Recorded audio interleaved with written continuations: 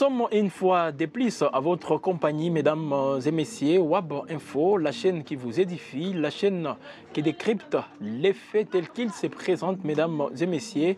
Et pour aujourd'hui, ce décryptage va revenir en grande partie sur ce qu'on peut considérer comme des révélations du rapport de l'ONU, présenté bien sûr par les experts de cette instance, en parlant du double G du Rwanda avec Corneille Nangaa, mais également les tensions au sein même de cette coalition AFC M23. On va donc revenir sur ces rapports qui reviennent bien sûr sur les tensions internes, ou disons les dynamiques internes au sein de l'AFC M23. Il faut aussi préciser que c'est toujours réfuté en bloc par la coalition, les responsables de cette coalition.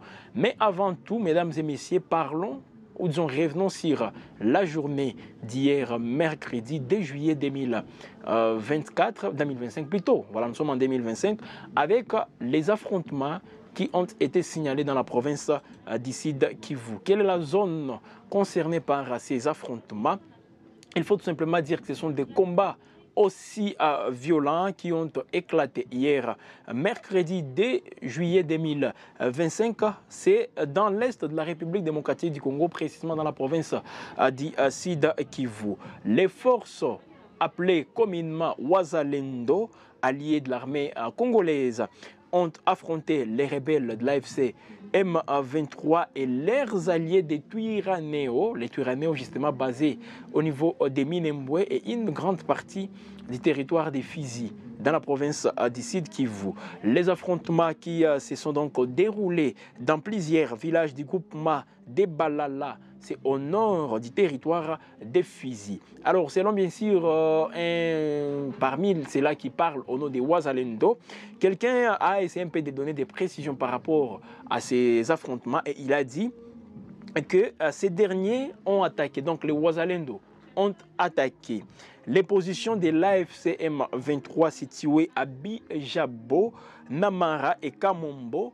Alors c'était tout simplement hier où ils ont également saccagé des campements à Bichumbe, où aussi, il faut le préciser, des tirs et des explosions ont été entendus. Alors après il faut dire ces combats font suite à ce qu'on a observé tous les lundis derniers, les tirs par drone des forces armées de la République démocratique du Congo d'un aéronef situé à l'aéroport de Minembwe. Un aéronef que les FARDC ont qualifié, on dit qu'il était en train de circuler sur les sols congolais, les ciels plutôt congolais, sans pour autant avoir l'autorisation. Et il a été frappé ainsi. Côté AFC M23, ils ont dit que c'est plutôt un avion civil qui transportait ou donc qui apportait de l'aide humanitaire aux populations. Il a été visé, donc ce sont des accusations qui fusent encore une fois de partout, tel chacun accuse l'autre. Alors, les FARDC, heureusement, ils avaient plutôt reconnu que c'est elles qui étaient à la base, bien sûr, de ces tirs par drone, pour plus de précision. Il y a d'autres informations qui disent que c'est en complicité avec aussi les forces burundaises et même les drones des forces armées de la République démocratique du Congo ont quitté du Burundi pour aller, bien sûr, bombarder cet aéronef à l'aéroport, à l'aérodrome de Minembwe, c'est toujours dans les territoires des Fizi au Sud Kivu. Alors, ce sont, mesdames et messieurs, les faits d'hier, en termes, bien sûr, des combats. Les combats ont été une fois de plus signalés. Alors, il y a aussi un groupe d'experts des Nations Unies qui ne cesse aussi d'intervenir aussi par rapport, qui travaille, qui est en train de fournir des rapports ça et là, en parlant bien sûr des attaques, ou disons, en parlant plutôt d'un soutien que l'AFC M23 bénéficie du Rwanda. Le Rwanda dit qu'il ne soutient pas l'AFC M23, les éléments, même les responsables de cette coalition disent ou réitèrent à maintes reprises qu'ils ne sont pas soutenus par les Rwandais. Mais on va jeter un coup d'œil à ces rapports d'experts des Nations Unies parlant bien sûr du soutien du Rwanda à l'AFC M23, mais également les dynamiques internes les dynamiques internes qui font à ce qu'aujourd'hui, il y a un ça ne va pas dans ces mouvements. Ce n'est pas nous qui sommes en train, bien sûr, de l'affirmer, mais c'est bien au contraire les experts des Nations Unies. Et ils ont présenté ces rapports au Conseil de sécurité des Nations Unies où il y a des révélations qui mettent, ou disons qui, on ne peut pas dire qui acquise, mais plutôt qui montrent combien de fois il y a aussi un ça ne va pas. Les dirigeants militaires et politiques de l'AFC M23 ont continué de recevoir des instructions et le soutien du gouvernement rwandais et de ses services de renseignement. Les Rwandais congolais Fred Ngezi Kagorora et le général de brigade Patrick Karouretwa ont maintenu des contacts fréquents avec Makenga Bissimwa et le colonel Imani Nzenze. Renseigne bien sûr les rapports du groupe d'experts soumis au Conseil des sanctions du Conseil de sécurité des Nations Unies. Là, c'est par rapport au soutien. Alors, dans ce même contexte, il faut aussi dire, selon ce même rapport, recruter pour congoliser la rébellion.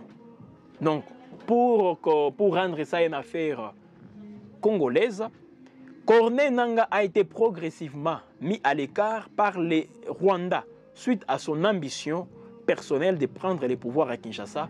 Corneille Nangaa est accusé de vouloir prendre les pouvoirs par la force, donc renverser le régime de Kinshasa, disent les experts de l'ONU. Alors, des tensions internes sont apparues au sein de l'AFC M23, exacerbées par des nominations internes contestées et par l'annonce controversée du retour de l'ancien président Joseph Kabila dans l'est de la République démocratique du Congo. Ces tensions ont ravivé les divisions entre factions historiques rwandaises et ougandaises afin de restaurer la cohésion et de renforcer les soutiens populaires à l'AFC M23. Le gouvernement rwandais aurait prévu de nommer Laurent Nkunda Batouare sous les coups des sanctions à un poste important au sein de l'AFC M23, renseignent les rapports du groupe d'experts des Nations Unies. C'est ces rapports qu'il a dit.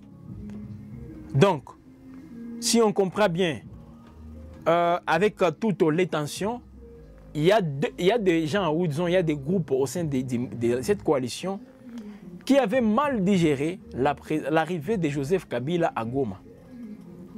Et ça a créé des divisions internes. Alors pour rassurer, ou disons pour encourager une cohésion au sein de la coalition, les Rwandais auraient voulu bien sûr mettre dans le jeu, ou disons nommer Laurent Nkunda, lui qui reste toujours sous les coups des sanctions, à un poste aussi important au sein de l'AFC M23, renseigne toujours ces mêmes rapports. Alors, en revanche, Corneille Nangaa, initialement présenté comme le visage politique de l'AFC M23 pour recadrer la rébellion comme un problème congolais, il aurait été progressivement mis à l'écart par les Rwandais.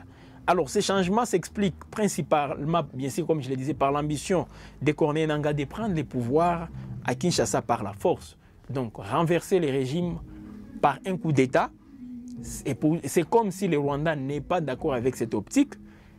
Si les Rwandais et les M23 souscrivaient à l'idée d'un changement de régime, ils n'étaient pas favorables à une campagne militaire visant Kinshasa, dit les rapports d'experts de l'ONU. Donc, ils peuvent vouloir que les régimes changent, mais pas par une campagne aussi militaire visant bien sûr les régimes de Kinshasa. C'est toujours les experts qui le disent.